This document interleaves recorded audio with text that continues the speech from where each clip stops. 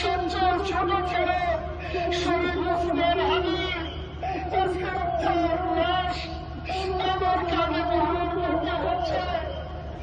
আজকে আপনাদের কাছে আমার কোনো দাবি নেই, শুধু একটাই দাবি, 7 থেকে 8 দিন হয়ে গেল বিগতের প্রকাশ্যে রাজধানী ঢাকায় জুমার নামাজের পরে খুনি প্রকাশ্যে গুলি করে যদি পার পেয়ে যায় এর চেয়ে লজ্জার আমাদের আর কিছু নাই।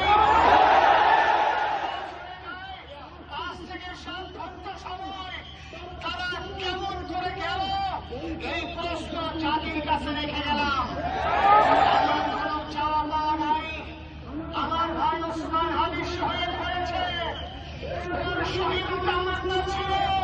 আপনারা বক্তব্য শুনেছেন, আপনারা শহীদ ওসমান হাদি টকশ শুনেছেন, ও সব সময় শহীদ কামনা করত।